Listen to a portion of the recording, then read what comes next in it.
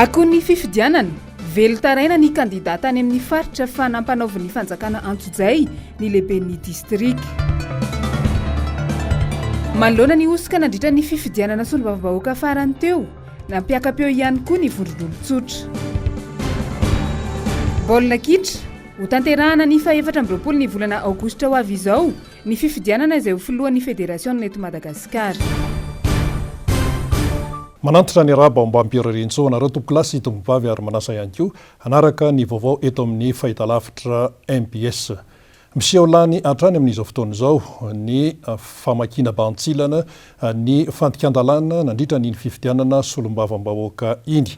Tany amin'ny distrika ny Befandriana Avaratra dia nahitana an'izay ary ny tena anisan'ny nampiavaka ny tany an-toerana dia nampanaovina ny zavatra tsy tokony atao ny lehibe ny distrika tany amin'ity toerana ity. Avy hatrany dia hoarahantsika ny vaovao momba an'izay taterin'ny Jessica Miray sary ny Erzo Rajaonarivony.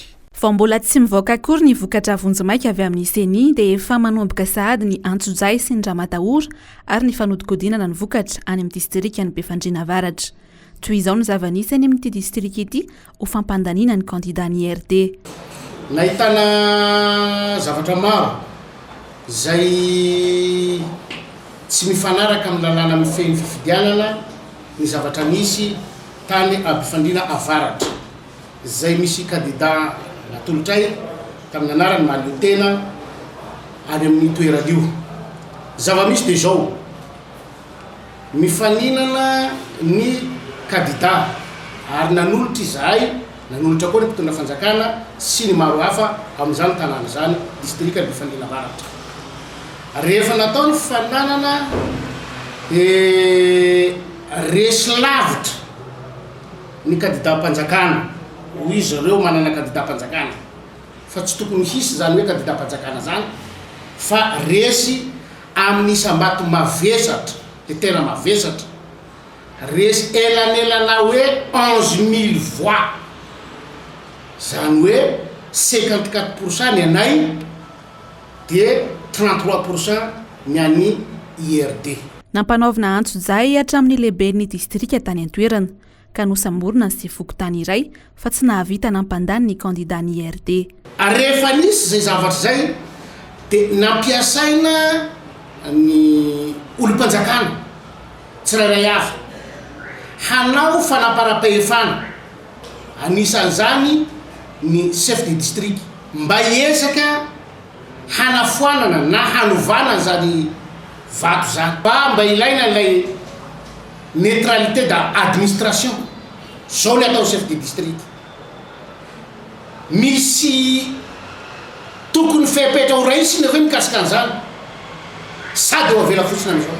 Manana porofeno araka izany izy ireo maneho fa nisy tokoa ny fanaparam-pahefana ny tranga tao amin'ny distrika ny Befandriana Avaratra ka manao antsoavo amin'ny fahendren'ny fitsarana avy momba lalam-pandrenana ihany koa mba hijerena ireo porofo mba tsy ilazany indray ilay hoe mitombona fa tsy azo raisina. Manana preuve be dia be izahay taratasy nataony fokon'olona ary ny fitoriana nataony kandidanay any amin'ny ACC. Raha izao zavatra mitranga zao zany no ho atao lalàna eto amin'ny tany ity, ifampivezatsika eto amin'ny tany ity dia tsy mety. Koa misitona sainy ACC izahay hoe mba ho kare ho raisinareo ary mitombona ny zavatra tahaka antony fa tsy ho avy indray le valiteny hoe azo raisina fa tsy mitombona, sady preuve tahaka ny ahoana no ilaina vao mampitombona ny zavatra ray azo atao. Raha izany 11 000 voix zany nielanelany angamba mahay ny mahay mamadika an'izany fa tsy fifidianana zany natao fafanendrena. Ny farany herinandro izao no hivoaka ny vokatra vonjimaika avy amin'ny CENI, vokatra izay efa toerin'ny ankamaroany sarambabe-bahoaka sahady. Mbola saha ilazy indray ary ve izany ny CENI fa nanaja tanteraka ny fahaleovantenany sy ny tsy fiandaniana efa tsy misy tsy manohitra sy mitsikera ny asa taony. Fa tsy ny kandida na ny antoko ihany no nampiakapeo tamin'ny hoe fisinny fandikan-dalàna tamin'ny fifidianana solombavam-bahoaka iny fa ny olotsotra ihany koa dia manany ny ambarany. Ny olotsotra izay mivondrona ao anatin'ny VOT dia nampiakapeo tamin'ity andro androany ity fa maro ny fandikan-dalàna tamin'ny fifidianana solombavam-bahoaka iny tsy manaja ny demokrasia neto Madagasikara ary karazany hoe tsy fifidianana no natao fa fanendrena raha toa ka ireny endrika fanatanterahana fifidianana solombavam-bahoaka ireny no raisina. Horantsika ny fanadiadiana momba an'izay hoentiny Jessica Miray sary ny Erzo Rajaonarivony.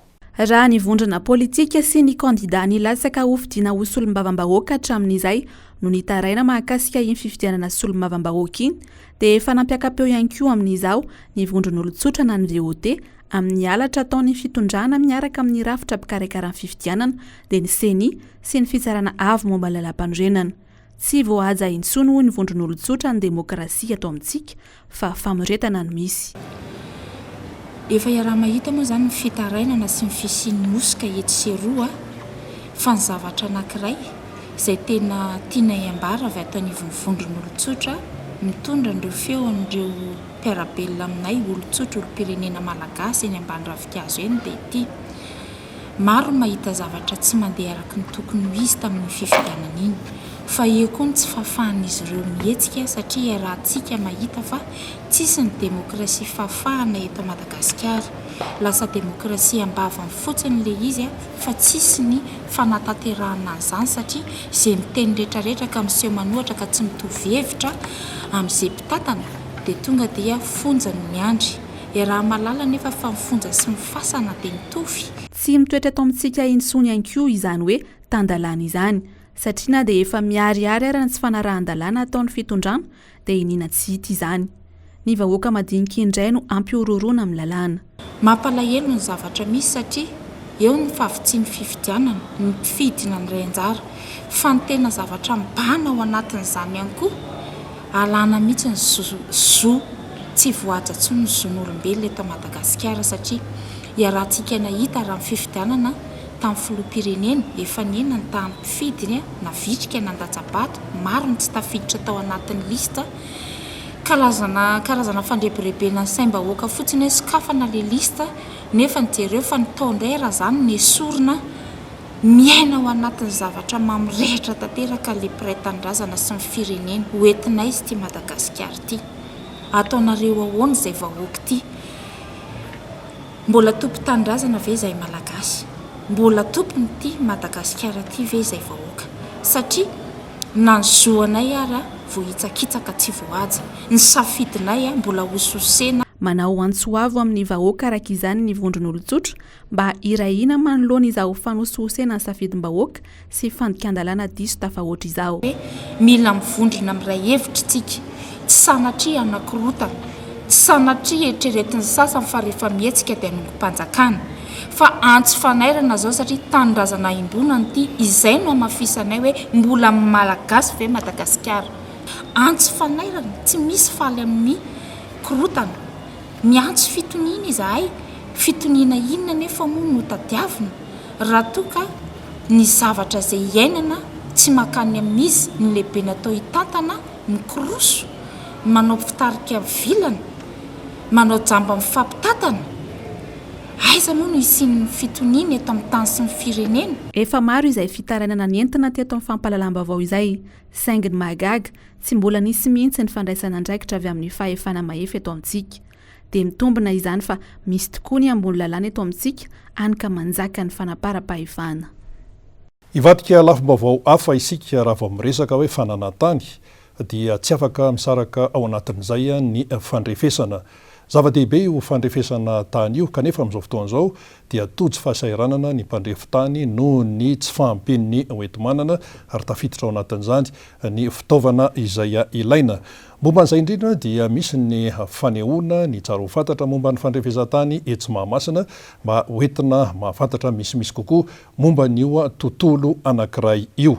Nory fitiavana no mitatitra ny vaovao amintsika sary tahiry ny aina. Ny tsy fampiny tosika araboly fa indrindra ny ara-pitaovana no olana goavana sedrany ny mpandrefitany eto amintsika amin'izao raha ny voalaza. tsy mahagaga araka izany raha toka mbola vitsy dia vitsy ny mpandrefitany matianina eto antoerana. Zava-dehibe ny fisiany hetsika fampahafantarana ny tontolo ny fandrefesan-tany toy izao raha ny fantatra ahafahana mamany olana. Mbola azo lazaina hoe vitsy aloha ny mpandrefitany mahay zany eto Madagasikara, izay angamba ny olana dia mampitombo isan'ny mpandrefitany mahay, izay zany ny tanjona aloha amin'izao fotoana izany.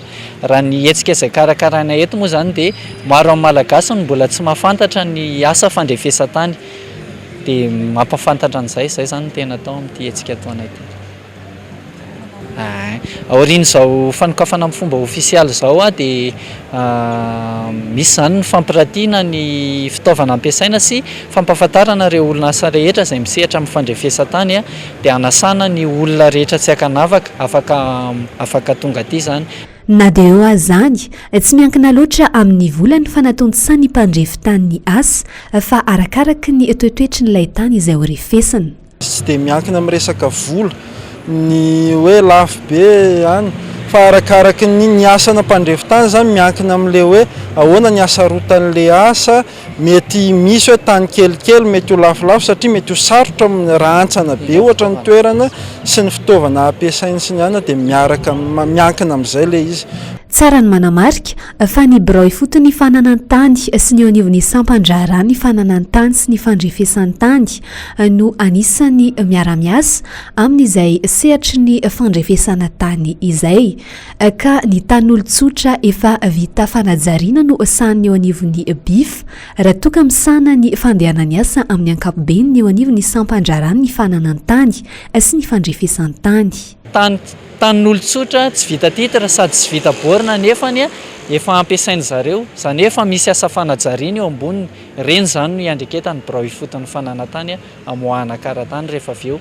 Dia anjaran'ilay olona indray avy eo no manana safidy hoe hoavadika ny ho titra ve iny karatany iny sa hijanona karatany izy dia raha mamadika ho titra izy dia ny any amin'ny commune zany no mikarakara taratasy mandefa ny taratasy makany amin'ny service de domaine amadihana an'ilay karatany ho titra. Fa ny service déconcentré moa zany reto sampandraran'ny fananantany sy fandrefesan-tany, service topografika sy ny service de domaine sy ny BIF na ny guichet foncier any amin'ny commune dia zareo zany mifanakalo données foana hoe ity indray ny tany vita titra taty aminay, reto indray kosa ny vita karatany taty amin'ny BIF. Ohatran'izay zany ny fandehan'izy io.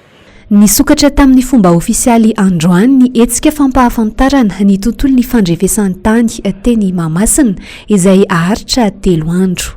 Eo amin'ny sehatry ny fampandrosoana tsy misy firenena mizotra makany amin'ny fahombiazana raha tsy matanjaka ny resaka fandraharana indrindra amin'izao fotoana iainantsika izao. Ny tanora ny tena liana amin'ity resaka hoe fandraharana ity, saingy misy ny sakana eo aloha ny toe-tsaina hoety miatrika mihitsy, eo ihany koa ny tsy fahampin'ny hoeti-manana toy ny arabola.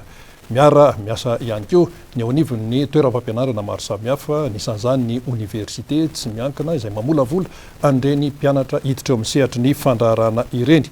Tamin'ity androany ity dia ny mpianatra teo anivon'ny université Estime no niatrika ny famelam-pianarana anankiray lehibe izay entina indrindra mampivelatra an'izay hoe tontolon'ny fandraharana sy ny fiantrehana an'io sehatra io izay.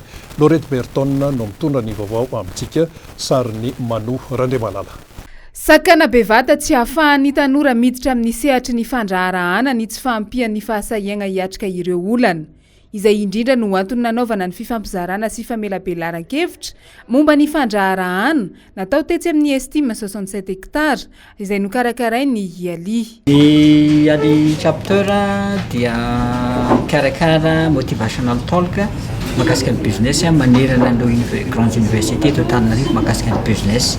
Ny amin'ity an'io dia ny sekoly ambony Estime no miampy an-trano ny angaredina Fortrendra amin'ny ity an'io ity. Ny angaredina Fortrendra dia karazana fanentanana an'ireo tanora malagasy iroso amin'ny sehatry ny fandraharana ary maro izy ireo no liana amin'izany resaka fandraharana zany ary amin'ity an'io ity ny vahiny dia Madame Nona izay mpandrahara tanora izy no vahiny amin'ity an'io ity manazava makasika ny fandraharana. Nambarany Iony tanora mpandrahara malagasy fa ny fahasahiana no tokony hibahana ao anaty rehefa manana faniriana. mila tosikara-tsaina ny tanora malagasy mba ho sahiatrika ny tontolon'ny asa. Ny hitako sakana voalohany raha amin'ny tenako manokana dia ny fahasahiana hakan'ilay riska eo anatin'ny mety hoe olana rehetra misy eo anatin'ny fandragana. Ekena fa misy ny sakatsakana rabola nefa ny raha amin'izao fotoana izao iainantsika izao dia efa betsaka ireo afaka manome fanampiana ny tanora raha tsy teny fotsiny institution financière BDB, organisation BDB efa tena manome vahana sy manome lalana ny tanora mba ahafahany misehatra eo anatin'izay fandragana izay. Nanamafy ireo tanora izay mpianatra anisany nandray anjara sy niatrika n'izany famelabelarana izany fa manampy azy ireo tokoa ny fifampizarana tahaka izao. Samy mianatra amin'ny tourisme dia anarako dia manofinofiko hoanana ny agenceko manokana hoe tour opérateur manko izany izay no tianana izay dia izay anao angalako sady motivation moa izany no tetavina amin'izy moko hoe tena expérience azareo mihitsy ny ilaina dia ampiresana telo izy fa tena marina ilay izy le fasahiny ny fasahiny mihitsy tena mila resihana be dia za tena pitsoka raha olona tsy manao azany zavatra fa mizaka mandrisana izy fa tena izay le sakana izay mihitsy. Notanterahana ny folakandro ny 12 ny volana Jona tetsy amin'ny Université ny Estime ny andiany fahafito amin'ny hetsika angaredina for change izay karakaray ny hialy ho fanampiana ny tanora hiditra amin'ny sehatry ny fandraharahana. Eo amin'ny vaovao ny trangam-piarahamonina tsy honohono fa tena misy amin'izao fotoana izao ny resaka hoe alajaza. Fantatrary zao fa dia trateaky ny polisy tany Andilamena ny mpivady izay nangala jaza vao 3 taona monja ny 5 Jona 2024 lasa teo. Nahazo fitarainana ny polisy fa nisy ray aman-dreny very zaza tao Soavina Andriana Itasy ny 12 Mey 2024. Nolazainy ireto ray aman-dreny fa mitaky volatra any amin'ny 10 tapitrisa ariary ireo mpangalajaza fa ho averiny ilay zaza.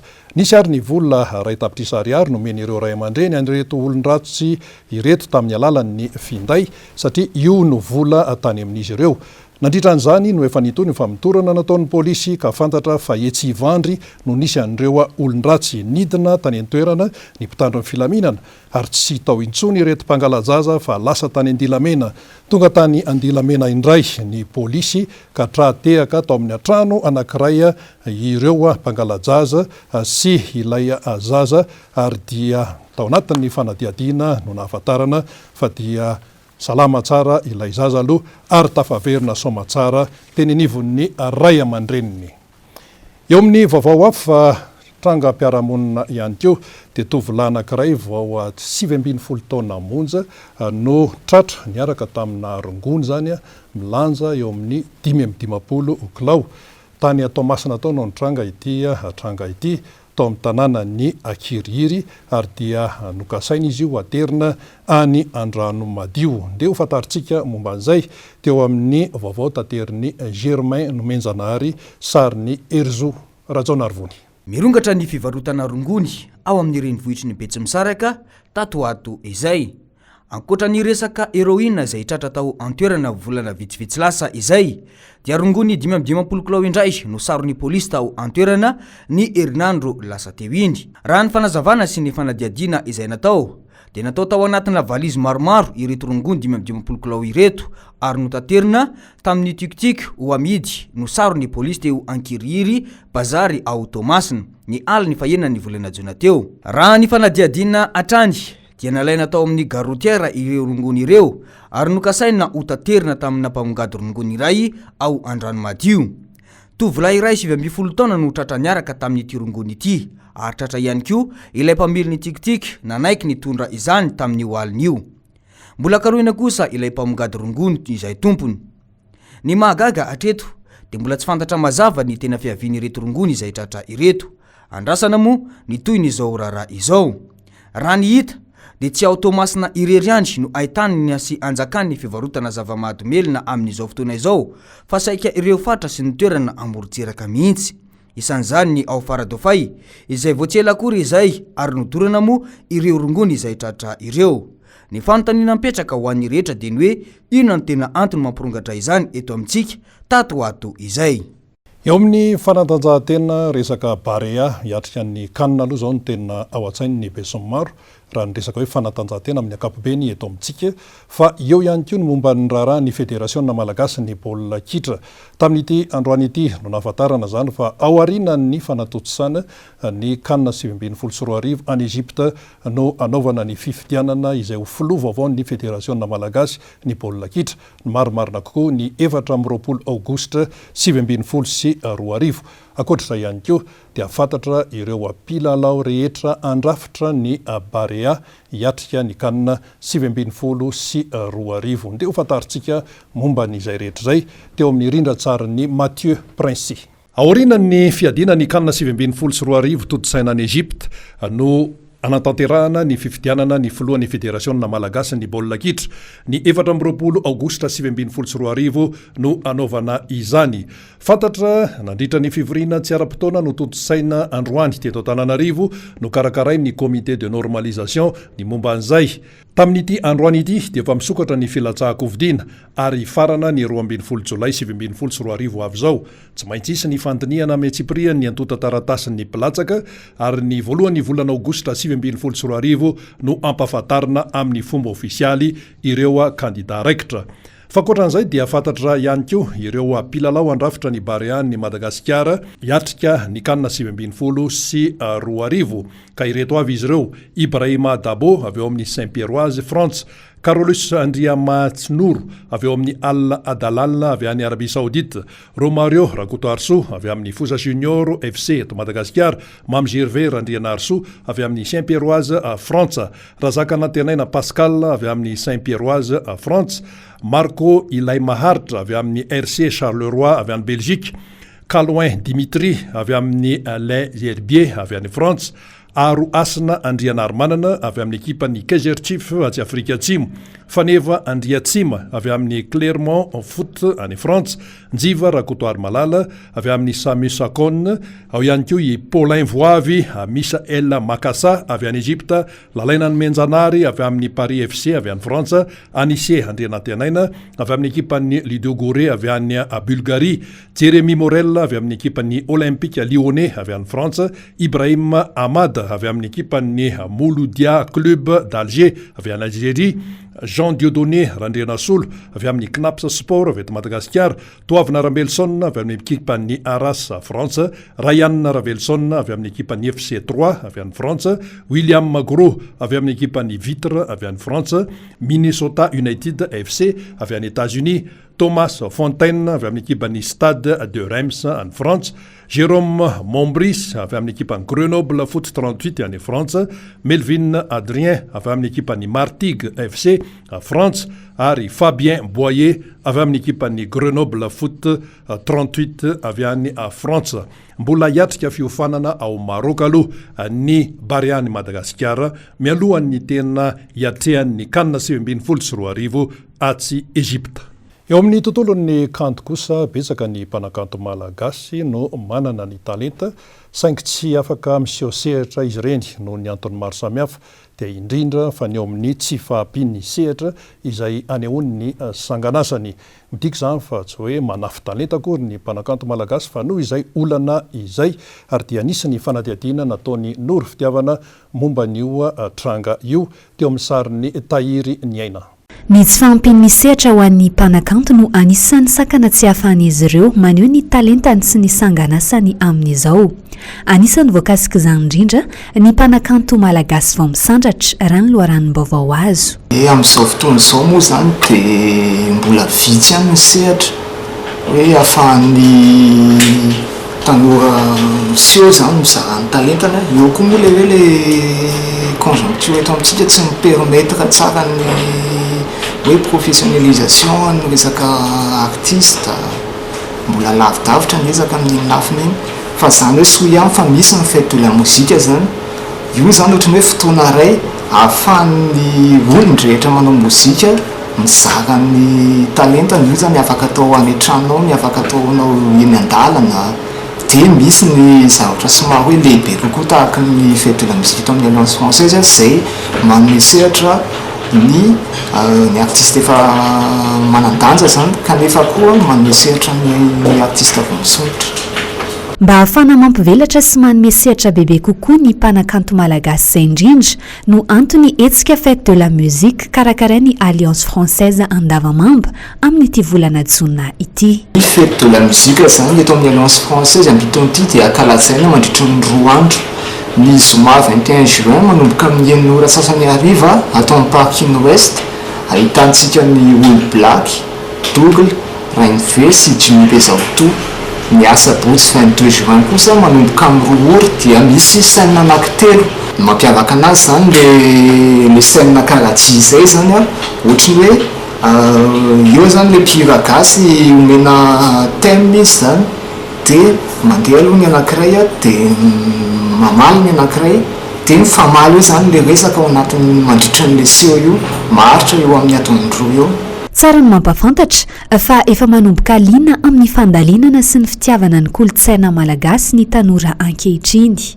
Izany indrindra no anisany antony hanomezan-danja ny vakodrazana amin'ny fotoana io. Dia iny vaovaon'ny kantiny ihany koa no namaranantsika ny vaovao teto amin'ny fahitalavitra MBS isaorany ianao naharitra hatramin'ny farany samy tain'Andriamanitra veloma tompoko.